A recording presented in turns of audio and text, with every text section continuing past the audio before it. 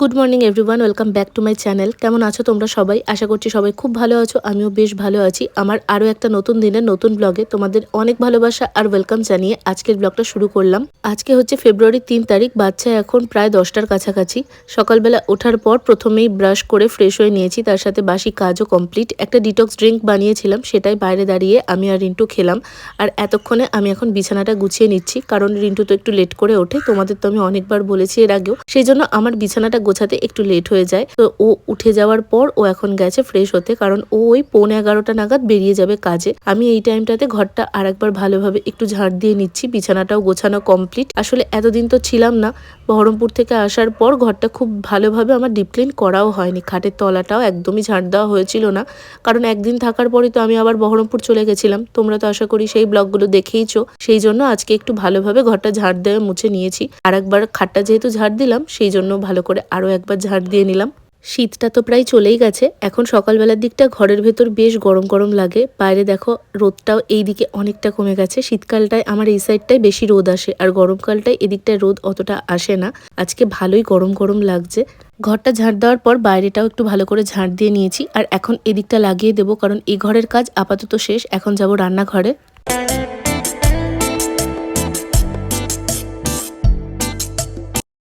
আজকে হচ্ছে 3 তারিখ। মাঝখানে আমার 5 দিন গ্যাপ গেছে। গ্যাপ যাওয়ার কারণ আর কিছুই না, আগের দিনকে আমি ব্লগ দিলাম, কপিরাইট চলে এসেছে। তো কপিরাইট এসেছে বলে ওটাকে আবার আমি রিমুভ করে যে আপলোড করব সেটা আমার মাথায় নেই। আমি ভেবেছি যে ডিলিটই করে দিই, কপিরাইট এসেছে দেখে তাড়াহুড়োর মাথায় ওটা ডিলিট করে দিয়েছি। তো এই জন্য আমি আর কালকে কোনো ব্লগ দিতে পারিনি। সকালবেলাতে আগে আমি সমস্ত কিছু চেক করেছি যে কপিরাইট এসেছে কিনা বা কিছু। আজকে থেকে আমার ব্লগ রেগুলার যাবে। আজকে ফেব্রুয়ারির 3 তারিখ, তোমাদের তো বললামই। সকালবেলা কিন্তু বাজারে গেছিল, বাজার থেকে মাছ নিয়ে এসেছে। এখন সেই মাছ মা সমস্ত পরিষ্কার করে দিল। এদিকটায় আছে মাছের ঝোলটা হবে, আমি আলুটা সেদ্ধ করতে বসিয়েছি। তো চলো আজকে দিনটা তোমাদের সাথে শেয়ার করব, দেখতে থাকো। আই হোপ তোমাদের ভালো লাগবে।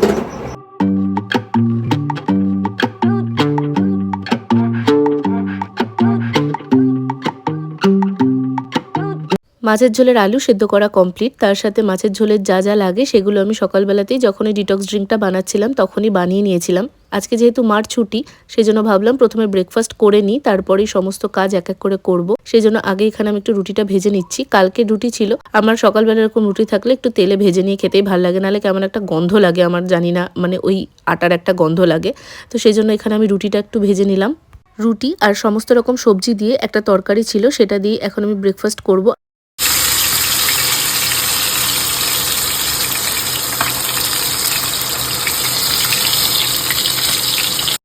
ব্রেকফাস্ট করার পর আমি জলের বোতলগুলোতে জল ভরতে গেছিলাম, তার সাথে বাইরের বাথরুমটাতেও যেহেতু জলটা ভরতে হতো সেই সমস্তগুলো করতে গেছিলাম। আর এদিকে মা দেখলাম মাছটা ভাজা শুরু করে দিয়েছে, মানে মাছের তরকারিটা মাই করছিল। সেই জন্য আমি গিয়ে ঝটপট করে স্নানটা কমপ্লিট করে নিলাম। আজকে ভেবেছিলাম হেয়ার ওয়াশ করব, তবে সেটার আর টাইম হয়নি, মানে ইচ্ছেও করছে না। হেয়ারটা আজকে ওয়াশ করতেই হবে এরকম মনে হলো না, সেই জন্য আজকে আমি আর করিনি, স্কিপ করে দিলাম। সকালবেলা ঘুম থেকে উঠতে রিন্টুর এমনি দেরি হয়, তারপরে বাজারে গেছিল, সেই সব মিলে ওর আজকে বেরোতে একটু লেট হয়ে গেছে। বাজার থেকে কি নিয়ে এসেছে সেই টাইমে তাড়াহুড়োর মধ্যে তোমাদের সাথে আর শেয়ার করা হয়নি। বাজার থেকে কাতলা মাছ নিয়ে এসেছিল, তার সাথে ছোট ছোট আমুদি মাছও নিয়ে এসেছে, আর কিছু সবজি বাজার করে নিয়ে এসেছিল। আমুদি মাছটা ধুয়ে ভালোভাবে পরিষ্কার করে ফ্রিজে রেখে দেওয়া হয়েছে, অন্য একদিন হবে। আর সবটাই কাতলা মাছ একসঙ্গে করে নেওয়া হলো, আজকের আর কালকের হয়ে যাবে। কালকের জন্য ভেজে রেখে দেওয়া হবে, আজকেরটা তো ঝোল হয়ে গেল।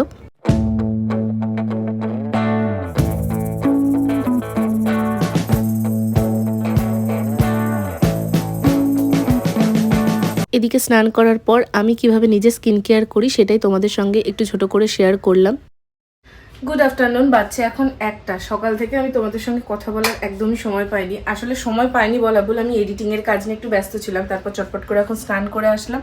আর দেখো কি প্রচণ্ড রোদ এসেছে। শীতকালে এই রোদটা যতটা ভালো লাগে, গরমকালে এখন না, মানে গরমটা ভালো পড়ে গেছে। আজকে তো এখানে ভালোই গরম লাগছে, ফ্যানটা চালিয়ে বসবো তাই মনে হচ্ছে। কালকে তো ওরকমই হয়েছে। কালকে স্নান করে বেরিয়েছি, তো আমাদের বাড়িতে দুজন এসেছিল, আর মা ডেকেছে, তাড়াতাড়ি করে গেছি। তারা রোদে এসেছে যেহেতু ফ্যানটা চালানো হয়েছে। ব্যাস, আমার যে সেই সারাটা দিন মাথার যন্ত্রণা নিয়ে গেল, তো সেই হচ্ছে ব্যাপারের জন্য ফ্যানটা চালাতেও ভয় লাগছে। তো চলো, এখন মা নেই, মা গেছে একটু পাড়ায় একটা জেঠির বাড়ি। আমি ততক্ষণ বসে একটা ভিডিও এডিট করি। আমার আপাতত কাজ বলতে এডিটিংয়েরই কাজটা আছে, যেটা আমি এখন এগিয়ে রাখবো। তার সঙ্গে এই জায়গাটার অবস্থা আমি তোমাদের একবার দেখাই।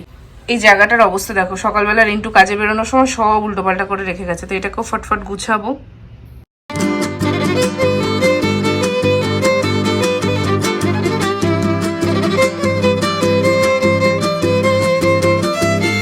আমার বেশিরভাগ skin care product, makeup item বা জুয়েলারি আইটেম এই ড্রেসিং টেবিলের ভেতরেই থাকে। তবে কি বলতো, কিছু কিছু জিনিস থাকে যেগুলো সব সময় দরকার হয়।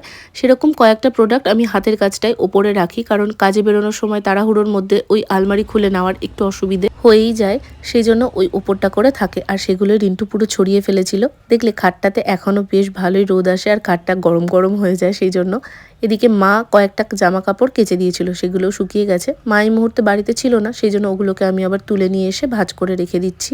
আর ঘড়িতে তো দেখতেই পেলে একটা মতন বাজছে। এদিকে আমার সমস্ত কাজ শেষ, এখন হাতে বেশ কিছুটা ফাঁকা টাইম আছে। ওই টাইমটা আমি এডিটিংয়ে দেব। এডিটিংয়ের কাজ কমপ্লিট করতে করতে এদিকে মাও চলে এসেছে, এখন লাঞ্চ করে নেব।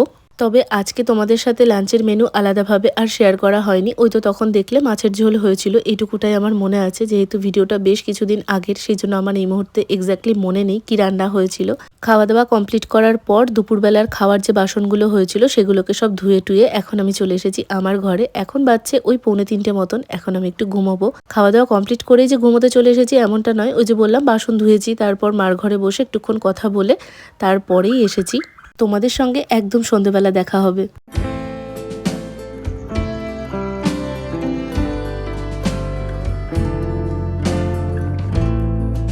Good evening. বাচ্চা এখন 6:10। আমি উঠেছি তাও ওই 5:30টার একটু পরে। ওঠার পর থেকেই মুডটা অফ।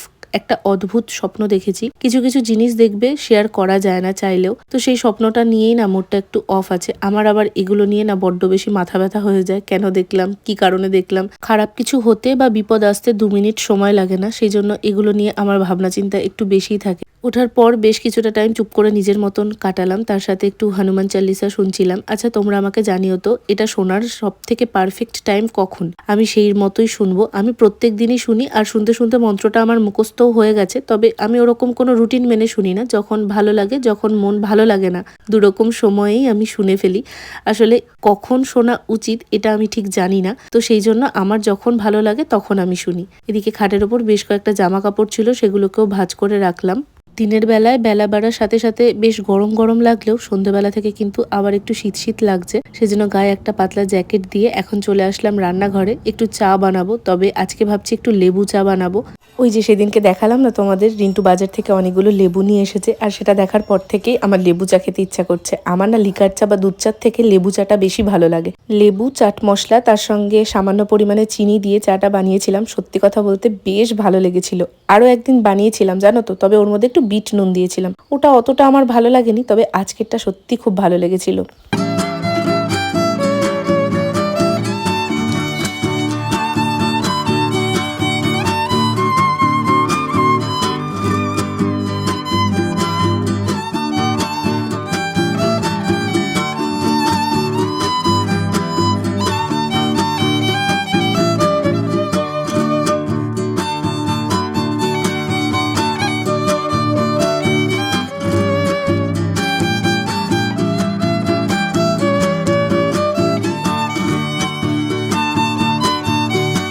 চা রেডি, মারটা মাকে দিয়ে আসলাম। আর এখন নিজেরটা নিয়ে আমার ঘরে বসে তার সাথে ভিডিও এডিটিংয়ের কিছু কাজ আছে, সেগুলো সারবো। তবে সন্ধ্যেবেলায় মাকে একবার ফোন করতে হবে, দেখি সেটাও এখনই করে নেব।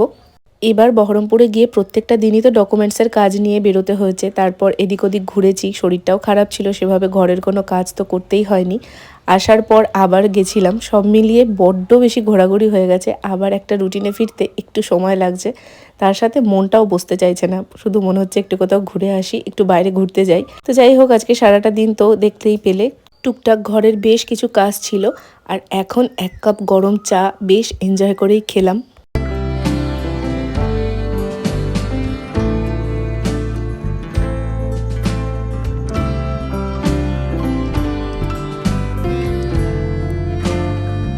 পাশে তো দেখতেই পাচ্ছ ব্ল্যাঙ্কেটটা আমি আর ভাঁজ করিনি। আসলে ওই যে বললাম সন্ধ্যেবেলাতে কিন্তু বেশ ঠান্ডা ঠান্ডা লাগছে। আমার এডিটিংয়ের কিছু কাজ আছে, রাত্রিবেলা সেরকম তো রান্নার কাজ খুব একটা নেই, সেই জন্য ব্ল্যাঙ্কেটটা আর ভাঁজ করিনি। ওদিকে মা আবার রাতের জন্য বেগুনি করছিল।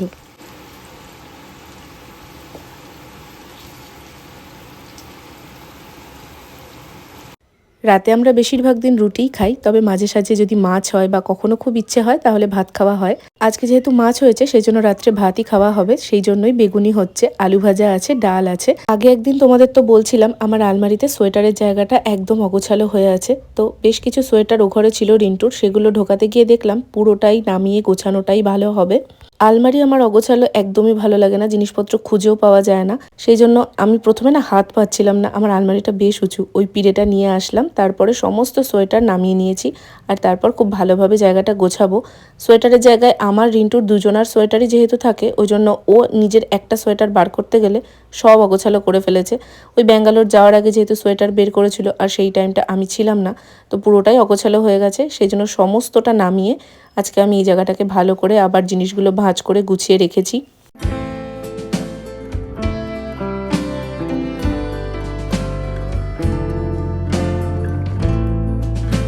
আলমারি গোছানো পুরোপুরি কমপ্লিট, অনেকটা সময় লেগেছে আমার ওই পুরো অগোছালো জায়গাটাকে গোছাতে। আচ্ছা কমেন্টে জানিও তো তোমাদের হাজব্যান্ডরাও কি এরকমই অগোছালো করে ফেলে একটা জিনিস নামাতে গেলে? আমার বাবাও না সেম করতো, আর মা ভীষণ রেগে যেত। যাই হোক, এখানে মা বেগুনি ভেজেছিল, সেটাই আমি এখন খাচ্ছিলাম। আজকের ব্লগটা তাহলে এখানেই শেষ করছি, কেমন লাগলো একটা কমেন্টে জানিও। টাটা।